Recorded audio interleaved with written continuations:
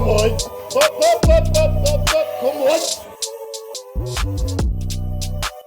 Yes, YouTube, welcome back to another video. So we're in with another educational one. If you are a subscriber to this channel, I want you as big as possible. I want you as lean as possible. I want you making the progress that you want to be making. And it's as simple as that, boys. So I appreciate you being here.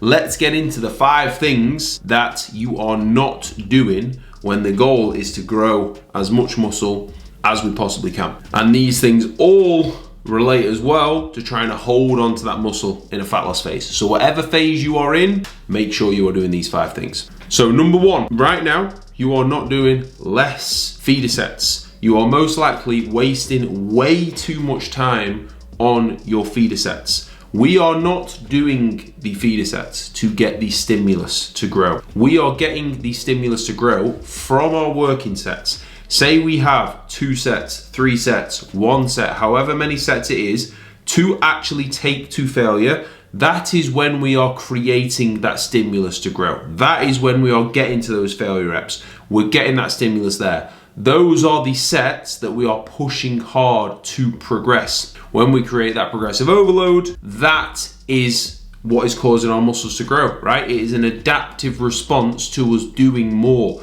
So that is not across those feeder sets, that is across that work. If you are doing too many feeder sets, you might just get to your working set and you've used energy there that you just don't need to. You might be rushing through and then you're going into your working sets when you're a little bit out of breath, when you're a little bit fatigued. Take your time, get your feeders done, but don't feel like you need to do 5 feeder sets of 10 reps, because you just don't need to.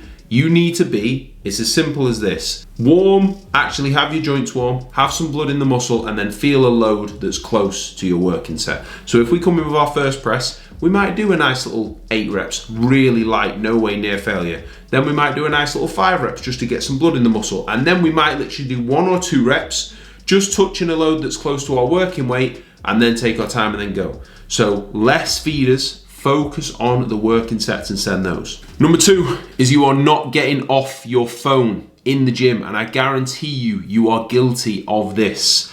Before I go in and train, I will make sure all clients are good, everybody is sorted, everybody is fine. Obviously, if it was an emergency, somebody needs me there, then absolutely I've got my phone on. That's whoever, family, friends. But one thing I really want you to stop doing is just going into a set straight off the back of just scrolling through, whatever you're looking at there, right? If you can get yourself in a more focused place before those sets, I promise you it will make a difference. And trust me, some of the best sessions I have are when I'm just locked in and I'm in there, or say I'm training with my brother and we're not scrolling on our phones and we're locked in and we're there for a reason, we're there for a purpose and we're training hard. You can't get into that space when you are just scrolling and then it's been 2 minutes longer than it needs to, and then you're like, oh, I need to do my set, and then you're rushing it and then you end up rushing because you've just been wasting time. So that links in with less feeders and less time scrolling on your phone means you've got more time to actually focus on the work that you're doing. You are trying to push yourself to do things that you have not done before when you're trying to grow. So do not waste time and energy just scrolling on your phone, because it's very difficult then to lock in to a 5-plate hack squat once you've just been scrolling at nothing. Focus when you're in the gym on what you're doing, because you will enjoy that more. You will get more out of that time there, and that's very, very important. Number 3 is you are not prioritizing carbohydrates before training and hydrating before training. 2 ridiculously important things.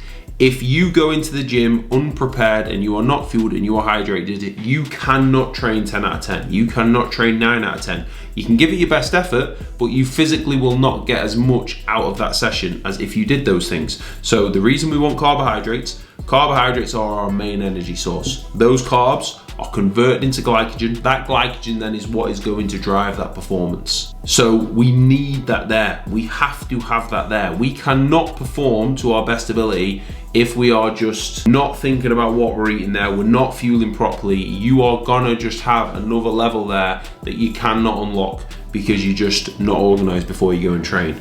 So prioritize your carbohydrates before you train. Give that then, I'd like to say close to 60 minutes at least. 60 to 90, 45 if it was something a little bit smaller potentially. Give that some time to digest, give that some time to get into our system, and then go and train. And with fluids, hydration is huge. I would recommend taking electrolytes anyway. Performs are banging, Luke25 if you want to use those. That is not me just saying that to plug that. I've taken electrolytes for as long as I can remember now. They make a massive difference with actually staying properly hydrated.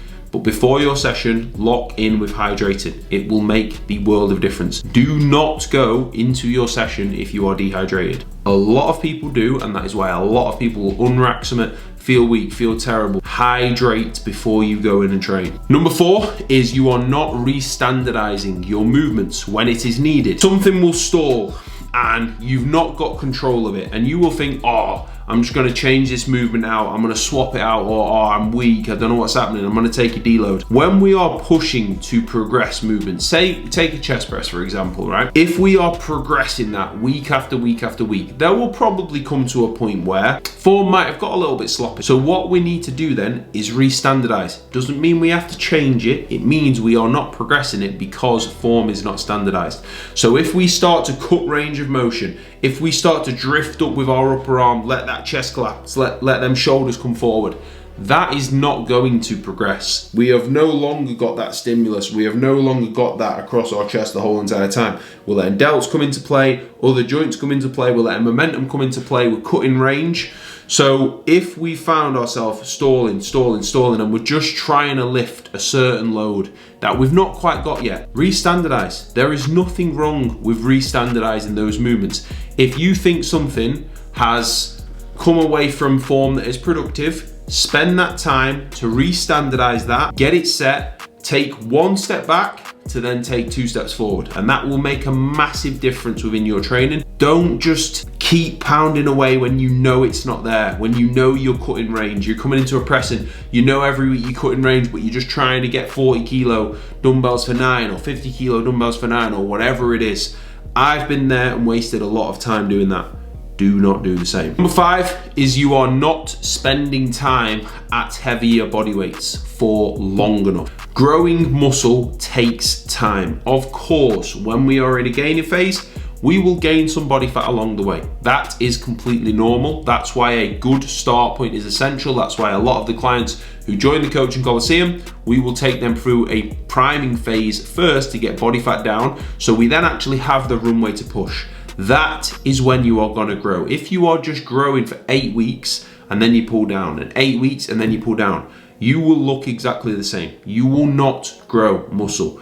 Especially as naturals, we have to spend that time growing. So a good start point, being patient with pushing that up, and when we get to those heavier body weights, like where I'm at right now, when I'm recording this, I'm 90 kilo. The goal with Ben and myself is to hold this, solidify this, and then we're going to be pulling down. Am I a huge fan of my physique right now? No, but this is the heaviest I've ever sat at. This is the heaviest I've ever been, but this is also the best my training has ever been. I'm the strongest I've ever been. I'm the most productive in the gym that I have ever been. So I am gonna have muscle that I have not had before when it comes to dieting down. So you have to be patient along that process. And when we're getting up towards those heavier body weights, yes, okay, abs might have gone a little bit. We're carrying a little bit more body fat. But lock in with your training performance. If you focus on your training performance, that is the time when you are heavier, you have energy, you have all of that food there, you have all of that fuel there to recover and go into your sessions. You should be going in every single week and progressing. If you never spend any time there, your training might just be very stagnant and you're constantly up and down.